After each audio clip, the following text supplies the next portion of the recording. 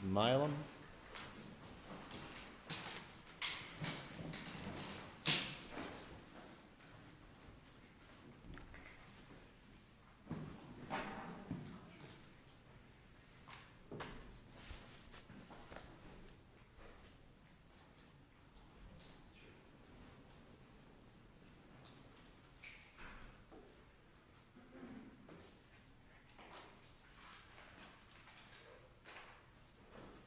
Good morning. May it please the court, I'm Kim Hopkins for the plaintiff appellant in this matter. We are appealing the order of dismissal, which was granted in favor of the defendants based on their motion for summary judgment in the underlying foreclosure action. While the defendants raised three separate issues challenging the notice of default that was provided to them, the transcript makes clear that the judge took issue with only one, his concern with whether or not the notice properly informed the borrowers of their right to reinstatement. The letter itself read, after acceleration, you may still have the right to reinstate by paying all amounts due as provided in your note and mortgage. And the sentence continued. This issue has been squarely addressed by this court in the Busquet decision. There is no error in this notice. It perfectly complies with the requirements of paragraph 22 in that it informs the borrower of their qualified right to reinstatement. To say otherwise would be error. And while the trial court did not have the advantage of the Busquet decision at the time that this issue was, at the time that the order was entered, this court came out with it subsequently prior to this appeal, and on that basis we would ask the court to affirm with respect to that particular ruling. There were other issues that they raised challenging the notice of default, which the trial court specifically did not address. He said he had no problem with them whatsoever, and in his ruling, although the order itself is just a general order of dismissal that doesn't discuss the various challenges raised, and so we did address all of them in our brief. I would point out that there was another argument raised that was not included in the motion for summary judgment with respect to the language in the notice concerning the right to defenses, the right to raise defenses. This was not argued in the motion for summary judgment. It was not the focus of the defendant's argument at hearing, but it was referenced. The fact that the next sentence says you may also have the right to assert in a foreclosure or other judicial proceeding the non-existence of a default or any other defenses you may have to acceleration and foreclosure. The defendants are also taking issue with the use of the word may in that sentence. This is no different than how this court felt in Busquet in terms of properly informing the borrowers of their right to defend. If you read the notice in full context, the sentence immediately preceding this paragraph states, should a foreclosure commence with a resultant sale of the property, you may be liable for any deficiency balances provided by law. So reading this notice with respect to the plain language of the mortgage and the intent of the parties, it's talking to the defendants in terms of the possibility of a foreclosure action, and the mere interjection of the word may with respect to either the right to reinstatement or the right to defend does not misinform them of the right that they have. And for that reason, we believe that the court properly entered the dismissal. Improperly entered the dismissal. I'm not quite used to being on the initial brief side of things in foreclosure world. After the filing of the brief, we submitted supplemental authority to this court. The Astoria Bank versus Kaufman case has come out, and the reason that we provided that to your honors was because there's question whether or not we have to argue substantial compliance with respect to a notice of default if the language in the notice does not actually mirror paragraph 22 of the mortgage, which provides what the notice should include.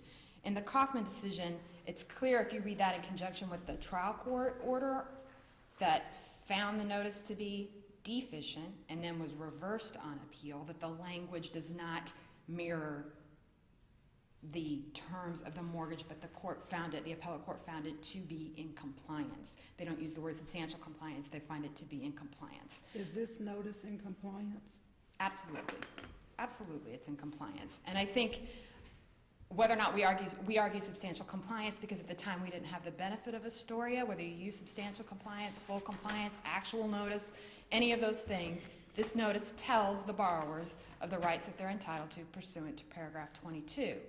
The defendants would have this court rely on the decisions in Haberl, Samaru, and Judy to say otherwise, and I think those cases are very readily distinguishable from what we have, and that in those cases, a right was omitted from the notice of default. That's not the case here. All the rights are set out in their entirety, and the only challenge that they have is the use of the word may. And as this court found in Busquet, that was perfectly appropriate. It did not render the notice deficient in any way, and we would argue that is the case for both of those challenges to the language with respect to the use of the word may.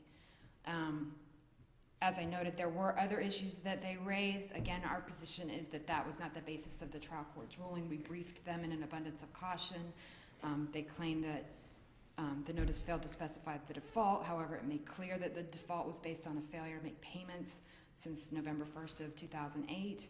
And they also complain about whether or not the notice provided an address for them to send the money to cure or how the payment method should be submitted. And the mortgage just doesn't require that for the notice.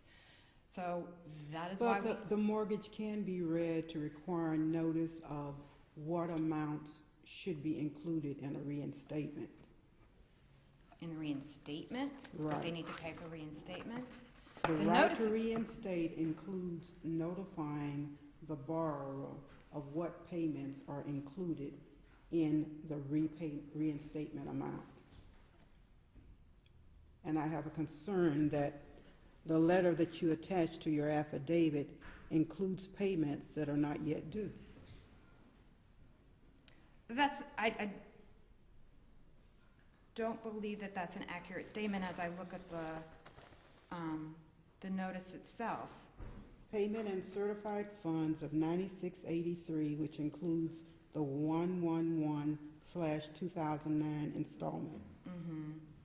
The date of default is apparently November 1, 2008, and the payment And the to letter went on reinstate December. are to be due on or before January 9th, 2009.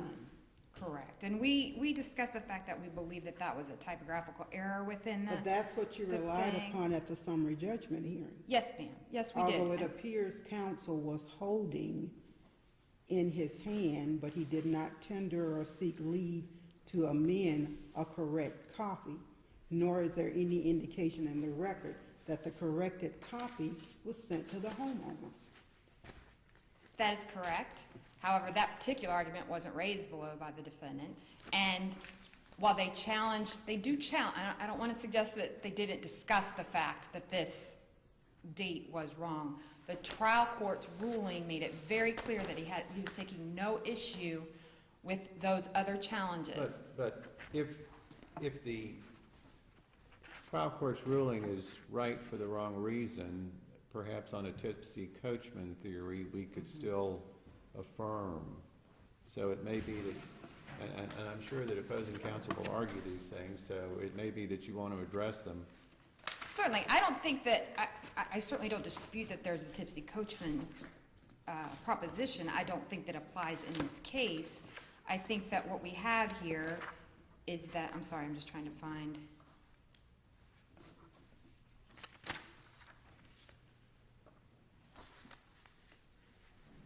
Exactly what they argued.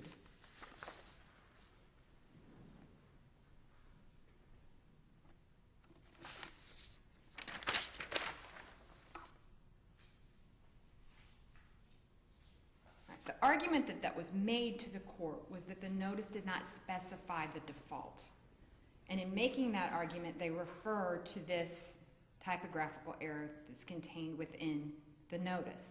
But that is not the line that specifies the default. Above that, within the notice, it explains, it is our duty to notify you you have breached or defaulted in the following respect, that monthly installments have not been made, including the payment for November 1st, 2008. That's the argument that they made below.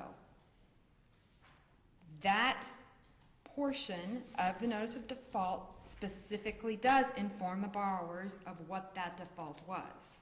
It was not argued specifically that they were not informed of how to cure the default based upon that typographical error. I am interested in your answer to what I thought was at least part of Judge Crenshaw's question, which is that what do we make, if anything, of the fact that the stated cure includes the making of a payment that was not due at the time the default notice was sent?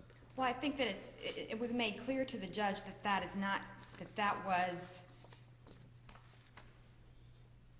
not what the letter intended to say, that it is a typographical error and that he had another letter. I Oh, I'm sorry, perfectly I thought that concede. just the 3 ones without a slash between them was a typographical error. Is it your contention, or was it in the record below that including that altogether was an error? I see what you're asking me now. No, I don't recall that was specifically how it was argued below. It seems to me that what was argued was that because the date was improper on this, that, all right, I'm confusing, there's 2 separate things here. Was the borrower notified of the default? That was what was argued. Yes, they were notified of what action constituted the default with respect to their failure to make payments. Our argument is that the remainder of that is not relevant to that issue. But Of what whether or about, not they were- does the notice accurately and completely inform the buyer about, or the mortgagor about what they have to do to cure the default? And I suppose part of that argument is that it seems to include in their requested cure the payment of a payment, I guess it would be the January 2009 payment, whether it was Right. not then due. But it was not then due, yes. And I understand the problem. I think what we come to then is that we were at summary judgment, and clearly there was a confusion as to what that intended, whether there was another letter or not. And I think for that basis, summary judgment would have been inappropriate for that reason, because there would remain a genuine question of law on that particular issue. I think, I'm confused now. I mean, what's this other letter? Was the other letter in the record?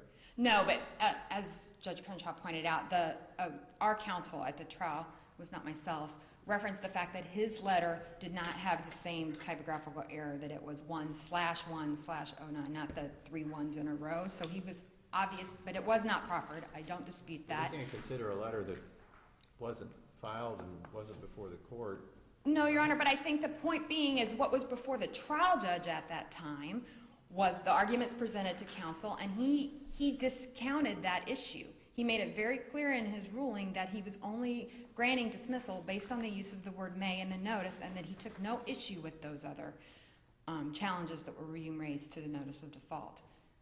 And so I think it's very clear that the ruling that resulted that we are challenging is based only on the use of the word may in the notice of default, and this court's decided that that is not Right, an but I mean, I insufficient think notice. to get back to Judge Wallace's point, we can affirm if the trial court summary judgment order was right for any reason appearing in the record. And the question, I'm still not sure what your answer to it is, listen, if this thing read 1/1/09, the notice required as part of the cure a payment that was not due at the time that the letter went.